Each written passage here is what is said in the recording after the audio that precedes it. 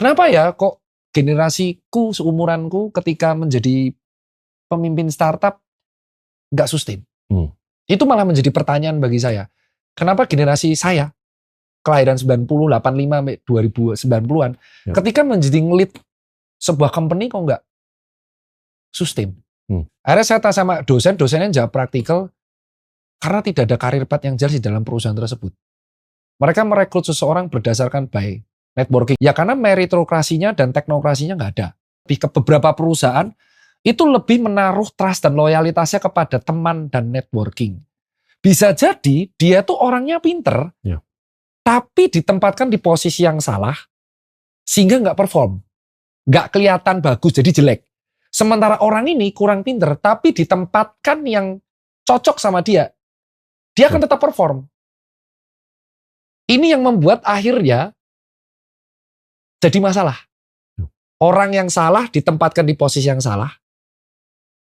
Merekrut orang bukan dari kapabilitas, tapi lebih mengutamakan networking. Padahal networking itu bukan nyari pegawai. Networking itu buat partner investment, Mbak. Bagi saya, networking itu cocok kalau kita membuat big company, partnership, atau membuat sesuatu lah. Tapi networking di sini malah digunakan untuk merekrut orang, talent.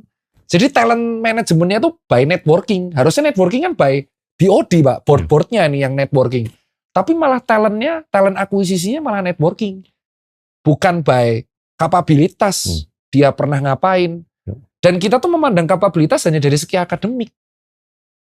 Harusnya kita memberikan opsi bahwa kalau kapabilitasnya memang dia akademiknya nggak proper, tapi ekspresinya gede itu masih proper. Dan keempat, kita tuh terbiasa membatasi sesuatu dari usia. Kan ngeselin, Pak. Itu yang akhirnya membuat pemimpin yang belum tepat memimpin perusahaan lebih cepat, terlalu cepat. Ya karena gimana, Pak? Fresh graduate nih, maksimal usia 25.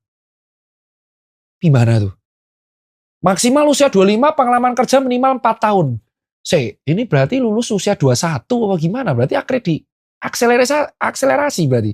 Jadi karena pembatasan usia ini, orang yang umur 35 tahun sampai 40 tahun nggak bisa masuk, padahal mungkin cocok di situ. Orang yang belum siap masuk ke situ, jeblok, Pak. Itu mengakibatkan startup akhirnya guling. Jadi bisa jadi kesalahannya bukan di leadernya, tapi delegasi bawahnya. Top to the bottom levelnya nggak jalan.